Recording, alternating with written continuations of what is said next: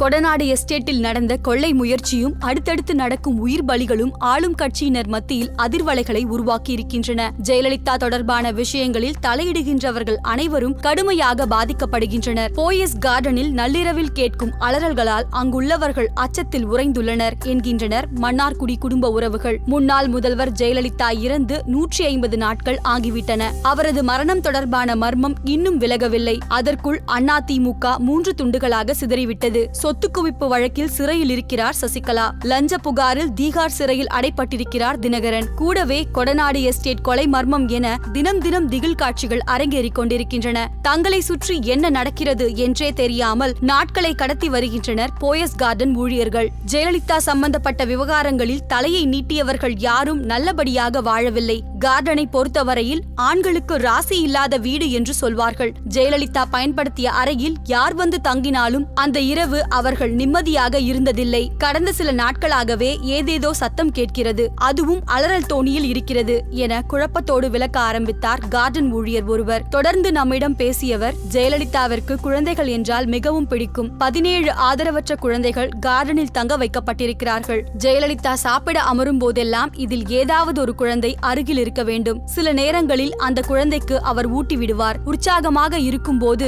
குழந்தைகளுக்கு பரிசு பொருள் வாங்கி கொடுப்பார். இவர்களை கவனிக்க ராஜம்மாள் என்ற 75 வயது பணிப்பெண் இருக்கிறார். சென்னையை சேர்ந்த இவர் சந்தியாவின் காலத்திலிருந்தே வேலையில் இருக்கிறார். ஜெயலலிதா இறந்த பிறகு சசிகலாவும் சிறைக்கு சென்று விட்டார். அதன் பிறகு துணை பொதுச் செயலாளராக பதவியேற்ற டிடிவி தினகரன் பதவிக்கு வந்த நாளிலிருந்து தொடர்ச்சியாக 4 நாட்கள் போயஸ் கார்டனில் தங்கியிருந்தார். அந்த நாட்களிலும் ஏதேதோ சத்தம் கேட்டிருக்கிறது. இந்த சத்தத்தால் பயந்து போன அந்த 17 குழந்தைகளும் ஒரே அறைக்குள் வந்து சுருண்டு படுத்துவிட்டனர். தினகரனை நிம்மதியாக தூங்க விடாமல் அலறல் சத்தம் அதிகமாகியுள்ளது. மறுநாள் மனைவி குழந்தைகளை அழைத்துக் கொண்டு அவர் வெளியேறிவிட்டார். ஒரு நாள் திவாகரன் சம்பந்தப்பட்டவர் வந்து 2 நாட்கள் தங்கியிருக்கிறார். ஜெயலலிதா அறையில் அமர்ந்து அவர் பஞ்சாயத்து பேசிவிட்டு சென்றிருக்கிறார். அன்று இரவு வழக்கத்துக்கு மாறாக அலறல் போல சத்தம் கேட்டுள்ளது. தற்போது கார்டனில் ஆண்கள் யாரும் இல்லை. குழந்தைகள் மிகவும் பயந்து போய் உள்ளனர். 5 நாட்களுக்கு முன்பு டி நகரில் உள்ள இளவரசி மகன் விவேக் வீட்டுக்கு கார்டனில் இருக்கும் 4 குழந்தைகளின் பாதுகாவலர்கள் வந்துள்ளனர். குழந்தைகள் ரொம்பவும் பயந்து போய் உள்ளனர். சிறையில் இருக்கும் சின்னம்மாவிற்கு அவர்கள் கடிதம் எழுதியுள்ளனர். துணைக்கு யாரும் இல்லாததால் நாங்கள் கூட்டி செல்கிறோம் என கூறிவிட்டு சென்றுள்ளனர்.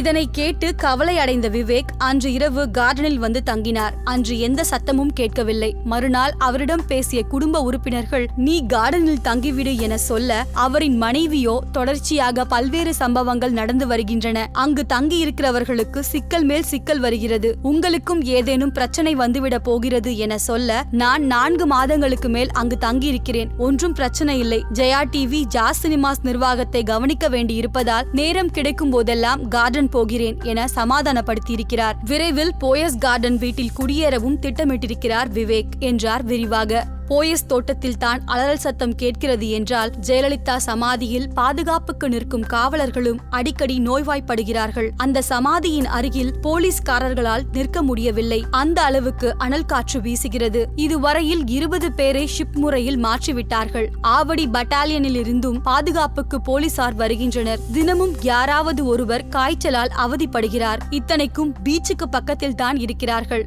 இந்த அளவுக்கு ஏன் அனல் காற்று வீசுகிறது என சந்தேகத்தோடு பார்க்கிறார்கள். இது குறித்து டிஜிபி அலுவலகத்தில் தனி மீட்டிங்கே போட்டுவிட்டார்கள். யாராலும் காரணத்தை கண்டறிய முடியவில்லை. ஒன்றை மட்டும் தெளிவாக உணர முடிகிறது. ஜெயலலிதா பயன்படுத்திய பொருளில் இருந்து அவர் தொடர்பான விஷயத்தில் தலையிடுகின்றவர்கள் எல்லாம் ஏதேனும் ஒரு சிக்கலில் சிக்கி தவிக்கிறார்கள் என்கிறார் அதிமுக நிர்வாகி ஒருவர். மேலும் இது போன்ற செய்திகளை தெரிந்து கொள்ள சுட சுட சேனலை சப்ஸ்கிரைப் செய்யுங்கள்.